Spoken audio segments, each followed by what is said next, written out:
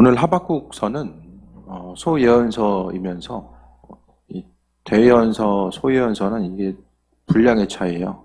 많은 것과 적은 것의 차이입니다. 소예언서의 내용이면서 또 하나의 모습은 그 시편과 같은 찬양의 형식을 또 많은 부분 가지고 있음을 이야기합니다. 하박국서의 중심적인 주제는 욥기와 많이 비슷해요. 신정론이라고 하는, 하나님은 정말 세상 가운데 공의롭고 정의로우신 분인가라는 그 질문 자체가 들어가게 됩니다.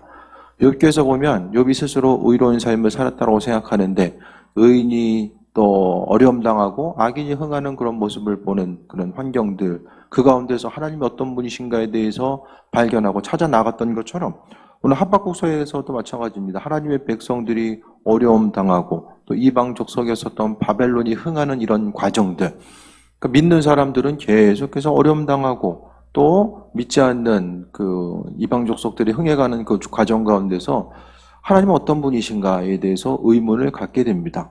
그러니까 오늘 하박국 선지자는 앞장을 통해서 읽어보게 되면 하나님이 천지를 주관하신다라는 사실을 이야기하고 또 이스라엘 민족들을 다루기 위해서 이방 민족들을 하나님께서 죄 많은 그들을 사용하시는 것이 하나님의 공의에 맞는 부분인가, 그 부분을 계속해서 질문하게 되고 그 이후의 삶을 통해서 하나님의 그 천지를 창조하시고 인도하시고 은혜로 베푸시고 풍성함으로 더하시는 그 온 우주 가운데 풍성한 하나님의 인도하심과 예비하심을 바라보며 고난 가운데 그가 하나님을 찬양하고 있고 또 하나님의 선하심과 그 인도하심에 대해서 끝까지 신뢰하면서 나아가는 모습을 보게 됩니다.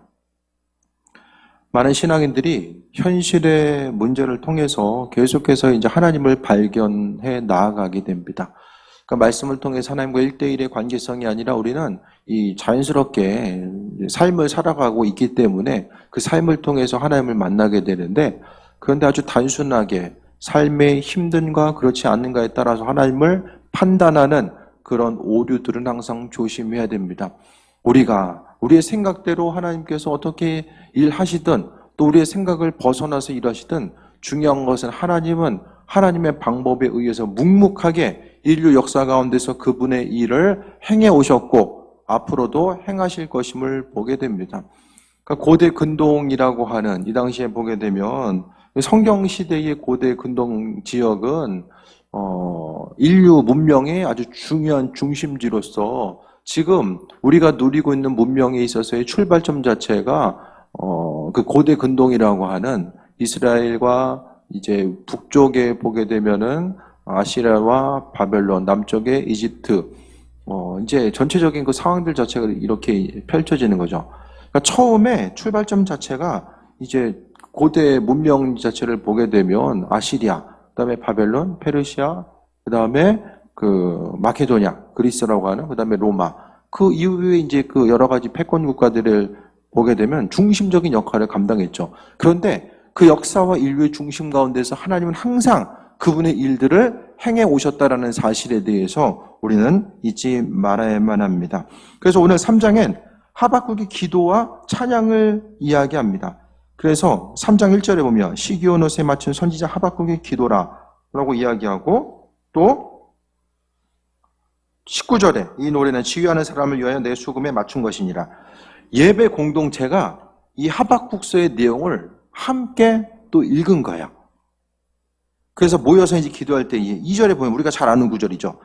여호와여, 내가 주께 대한 소문을 듣고 놀랐나이다. 여호와여, 주는 주의 일을 이 수년 내에 부응케 하옵소서. 이 수년 내에 나타내시옵소서. 진노 중에라도 국률을 잊지 마옵소서라고 이야기합니다. 이것은 힘들고 어려웠었던 신앙 공동체 가운데서 이 한마디, 또 성경 구절, 이 하박국의 기도와 찬양의 내용은 힘든 과정 가운데 있었던 신앙 공동체에게 그 힘과 능력으로 다가오게 되고, 그러니까 고난 가운데 있었던 신앙 공동체는 어떤 뭐 크고 거창한 것이 아니라 정말로 말씀 한 구절을 통해서 새 힘을 얻고 또 힘든 과정 가운데서도 그 말씀이 살아 움직임을 경험하고 그것을 통해서 새 힘을 얻고 나아갔던 것을 우리가 발견하게 됩니다.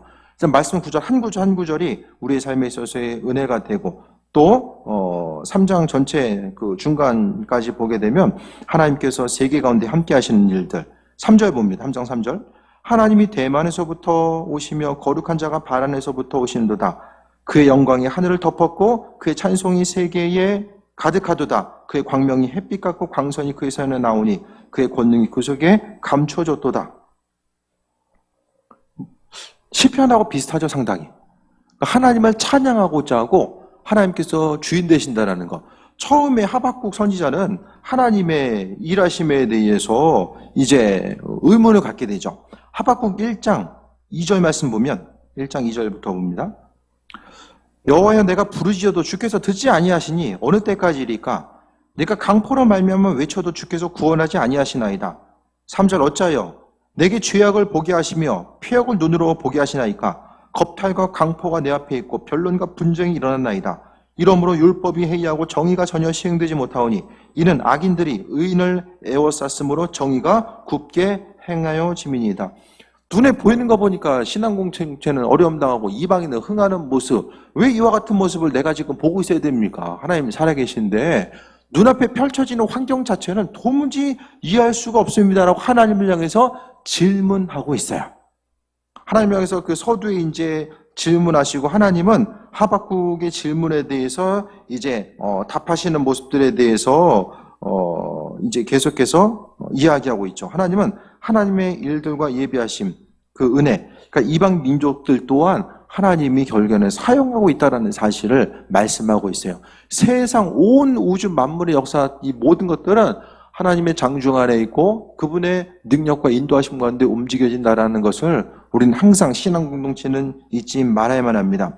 처음에는 그렇게 이해할 수 없어서 하나님을 향해서 질문했는데 온 우주 만물 가운데 하나님께서 충만함으로 일하시고 인도하시고 바벨론도 결국에는 심판받을 수밖에 없다는 사실을 하나님께서 말씀하시고 그것을 통해서 하박국은 하나님의 이끄심과 예비하심을 깨달아 알고 그때부터는 기다리기로 마음먹습니다.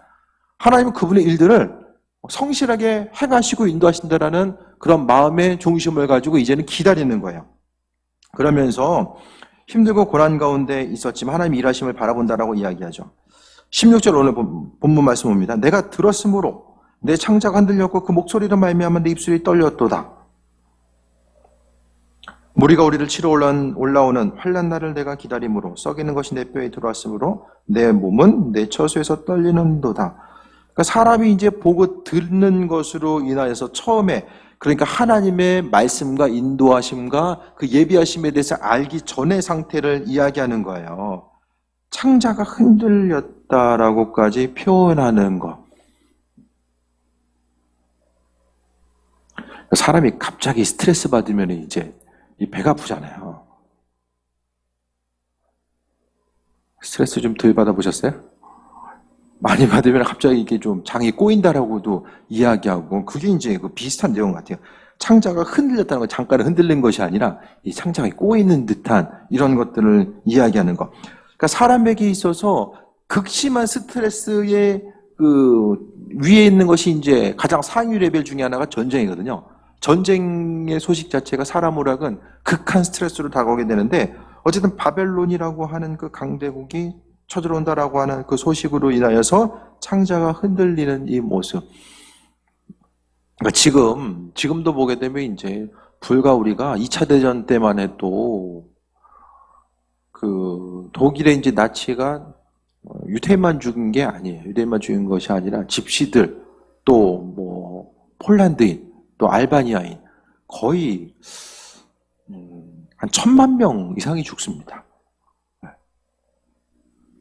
그것이 바로 2차 대전, 불과 이제 100년도 안 된 그런 그 전쟁의 참상을 이야기하는데 오늘 본문 가운데 이 하박국서의 그 내용들에 대해서 보게 되면 예수님 오시기 이전에 이제 남유다가 멸망한 것이 588년, 7년, 8년을 이야기하는데 그때 고대의 전쟁이라고 한다면 얼마나 잔인하고 포악한 그런 상황, 이 전쟁이라고 하는 상황 자체가 이 전쟁의 한가운데 있는 사람들에게 얼마나 고통의 요소로 다가왔을까.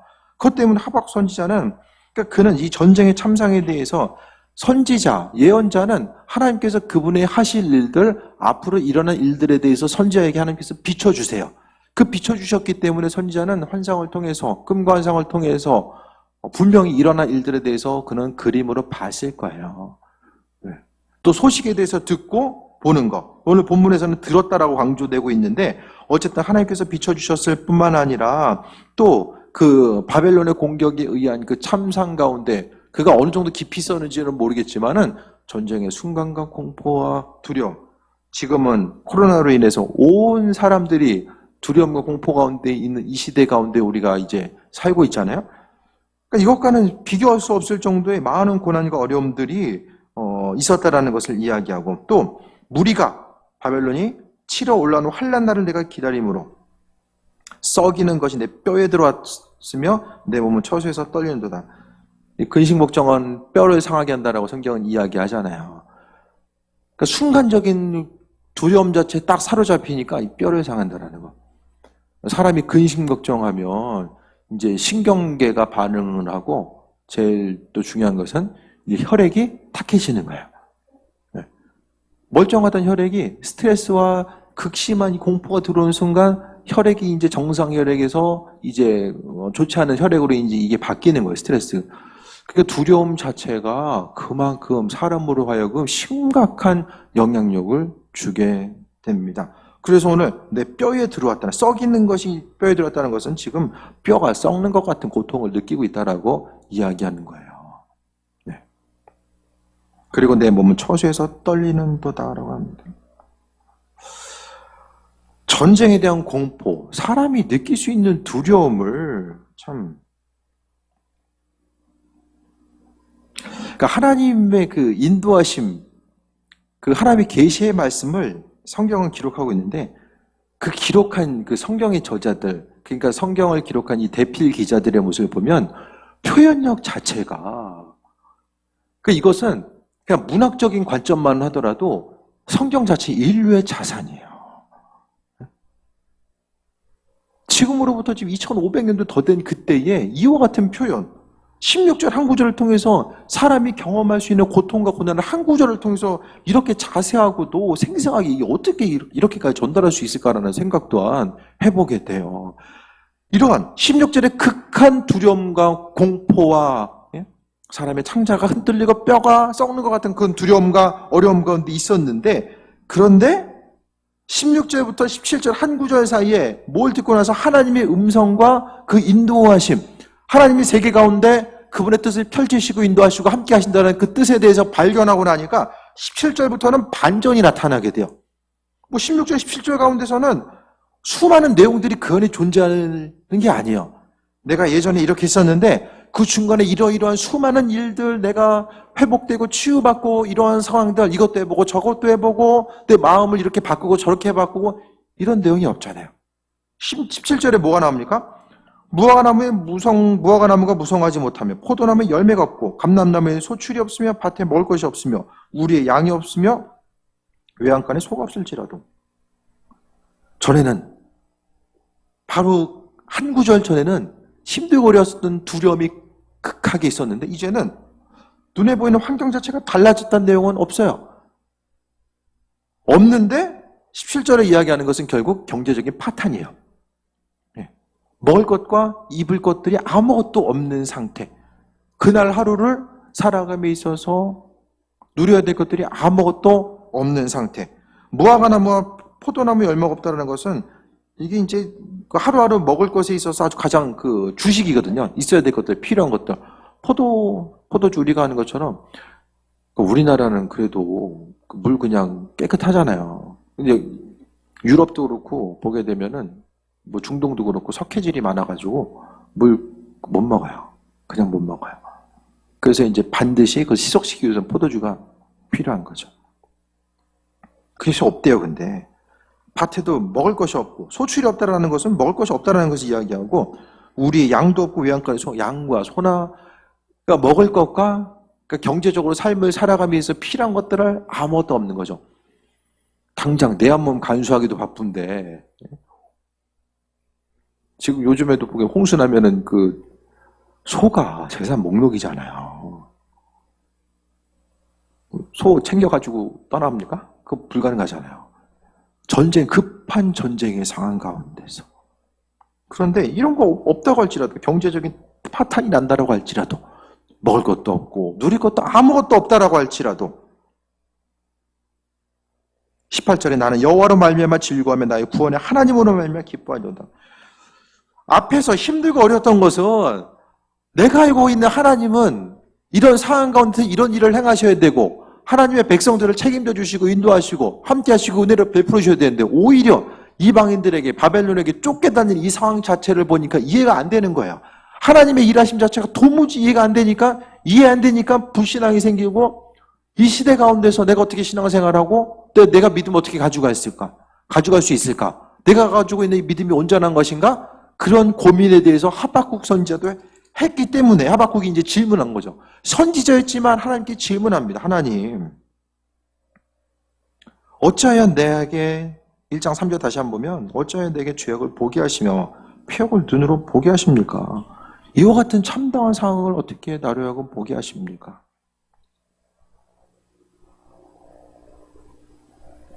이해되지 않는 거죠. 그런데 하나님은 하박국 선지자를 향하여서 하나님의 이끄심과 인도하심과 예비하심, 그 인도하심에 대해서 하나님께서는 비춰주고 계시고 하나님의 뜻과 인도하심이 무엇인지를 말씀하고 있는 내용들에 대해서 보게 됩니다. 항상 하나님의 은혜는 우리의 삶의 여정 가운데 함께 하는데 하나님의 응답 좀 볼까요? 2장 2절부터 보겠습니다. 하박국 2장 2절부터 여호와께서 내게 대답하여 이르시되 너는 이 묵시를 기록하여 판에 명백히 새기되 달려가면서도 읽을 수 있게 하라. 이 묵시는 정한 때가 있나니 바벨론을 멸망할 때가 있다라는 거예요. 그 종말이 속히 이르겠고 결국 거짓되지 아니하리니 비록 더딜지라도 기다리라. 지체되지 않고 반드시 응하리라 라고 말씀하고 있습니다. 그럼 4절에 보라 그의 마음은 교만하며 그 속에서 정직하지 못하나 의인은 그의 믿음으로 말미암아 살리라 라고 말씀하고 있습니다. 의인은 믿음으로 말미암아 산다. 눈에 보이는 환경 자체가 힘들고 어려워도 의인은 하나님께서 믿음으로 말미암아 살리시기 때문에 힘들고 고난 가운데 있을지라도 그 안에서 믿음으로 버티고 나아가면 하나님께서 은혜로 인도하신다라는 사실을 말씀을 통해서 깨달아 알게 된 거예요. 그러니까 16절과 17절 내가 내 뼈에 썩이는 것이 들어 내 뼈가 썩을 것 같은 이런 고통 가운데 있었는데 그 고통이 아무것도 없어도 나는 하나님 한 분으로서 기뻐한다라고 갑자기 이게 전환될 수 있었던 것은 바로 하나님의 말씀을 듣고 그 말씀에 대해서 신뢰하고 믿음으로 기다리는 것. 하나님은 그분의 공의와 정의를 행하신다라는 그 입술의 고백. 그러니까 하나님의 말씀 가운데서 그 말씀을 듣고 나니까 하박국 선지자는 이런 입술의 고백을 오늘 본문 가운데 할 수 있는 거예요. 그냥 없어도 난 여호와로 말미암아 구원의 하나님으로 말미암아 기뻐한다. 하나님께서 내 영혼 구원시켜 주시고 은혜로 더하시고 함께하신 그것에 대해서 기뻐하고 주를 찬송하겠다라고 하는 이 믿음의 고백을 이야기하고 있습니다. 그러니까 지금 우리가 뭘 해야 되죠? 말씀 가운데 하나님의 약속의 말씀을 붙들어야죠. 하나님 이것도 이해되지 않고 저것도 이해되지 않고 환경 가운데 왜 신앙 공동체가 이 땅 가운데 어려움 당해야 되는가? 그 부분에 대해서 이해되지 않는 수많은 일들도 있죠. 그 일들에 대해서 우리가 모든 것을 다 원인과 결과를 다 알 수 없지만 중요한 것은 이 역사 가운데 하나님은 그분의 일들을 행하고 계시고 우리의 삶의 주인 되셔서 우리의 삶을 날마다 이끄시고 함께 하신다는 것. 그렇기 때문에 하나님 말씀에 대해서 깨달아 알았을 때에 뼈를 썩이는 것 같은 그런 고통 가운데서도 우리의 심령 가운데 기쁨과 그 즐거움이 회복될 수 있다는 것에 대해서 말씀하고 있고 결국 신앙인들에게 있어서 환난 가운데 온전한 고백은 나의 구원의 하나님으로 말미암아 내가 기뻐합니다라고 하는 그 온전한 믿음의 고백. 세상 것들은 다 지나가잖아요. 좋았던 것도 지나가고 힘들었던 것도 다 지나가게 됩니다. 어려움이 생기면 하나님께서 그 일들을 감당할 수 있게끔 하시거나 피하게 하시거나 아버지의 방법대로 행하시고 인도하신다는 것을 경험하게 됩니다. 19절에 주 여호와는 나의 힘이시라 나의 발을 사슴과 같이 하사 나를 나의 높은 곳으로 다니게 하시리로다 라고 이야기합니다. 이스라엘의 사슴은 이제 언덕과 바위 같은 데를 올라다니는 거죠. 다리에 힘이 있어서. 우리나라 이제 뭐 노루처럼 뭐 산에 그냥 그쵸. 우리나라도 이렇게 다리 힘이 있어요. 사슴도 그렇고 노루 같은 거 이제.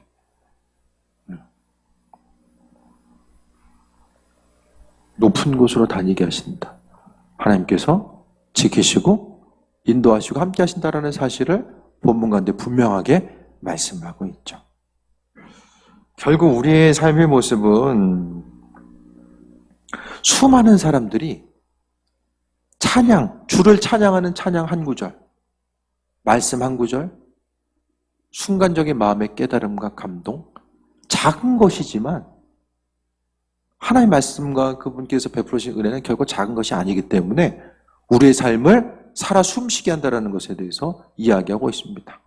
하박국 선지자는 힘들고 고난 가운데 있었는데 말씀을 통해서 회복되고 여호와 하나님으로 인해서 내가 기뻐하겠다라고 이야기하는데 이 시대 가운데 수많은 신앙 공동체의 수많은 사람들이 하나님께서 행하실 것에 대한 그 신뢰함이 없음으로 인하여서 또 믿음으로 말미암아 하나님께서 의인을 살리신다라는 그 믿음 때문에 하나님께서 살리신다라는 그 고백, 그것이 없음으로 인해서 계속해서 뼈가 썩이는 것 같은 그 고통 가운데 계속해서 머물 수밖에 없다라는 거예요. 하지만 오늘 말씀을 통해서 신앙 공동체에게 오늘 성경은 이야기하고 있습니다. 이해되지 않은 상황 가운데 계속 머무를 것인가? 아니면 하나님 말씀 가운데 답을 얻고 앞으로 나아갈 것인가? 성경은 고난 가운데 있는 공동체에게 수많은 답을 해주고 있어요. 하나님의 뜻이 이것이고 또 그 약속의 말씀이 이루어질 것에 대해서 계속해서 우리에게 힘과 용기를 주고 있는 것이 성경의 내용입니다. 그 말씀을 통해서 우리가 세이 먹고 어떻게 나아갈 것인가? 그 부분을 날마다 점검하면서 나아가야 되고 여호와로 말미암아 즐거워하고 여호와는 나의 힘이다. 그러니까 결국 3장 마지막을 통해서 이루어진 것은 하나님이 어떤 분이신지에 대해서, 그러니까 눈에 보이는 환경을 통해서 하나님 어떤 분이십니까? 라고 다시 한번 구체적으로 물었을 때에 하나님부터 답을 얻고 나서 하박국 선지자가 생각하는 하나님은 구원으로 허락하시는 분, 또 나의 발을 사슴과 같이 하시고 나를 높은 곳으로 다니시게 하는 분, 나를 회복시키시고 인도하시고 함께 하신 그런 충분한 능력이 있으시고 관심을 기울이시고 하나님의 때의 회복과 또 은혜 역사로서 인도하시는 분이 바로 그분이라는 것을 이야기하는 거죠. 현실은 달라진 게 없지만 하박국 선지자가 가지고 있었던 믿음, 하나님에 대한 이해, 그 부분이 달라진 거죠. 말씀을 통해서 하박국 선지자는 하나님의 말씀을 듣고 나서 기도와 찬양으로서 하나님께 영광 돌리고, 오늘 본문의 내용은 인류 역사상 교회 공동체, 신앙 공동체에, 또 이것이 이제 유대 공동체일 수도 있고 또 교회 공동체일 수도 있죠. 수많은 신앙 공동체 가운데서 하나님께서 지금은 힘들지만 하나님께서 행하실 것에 대한 기대함과 소망함을 가지고 나아가고, 또 눈에 보이는 어둠이 회복되는 이런 과정들에 대해서 바라봤었던 수많은 일들을 생각하게 합니다. 요즘 그 십자가에 대한 책을 좀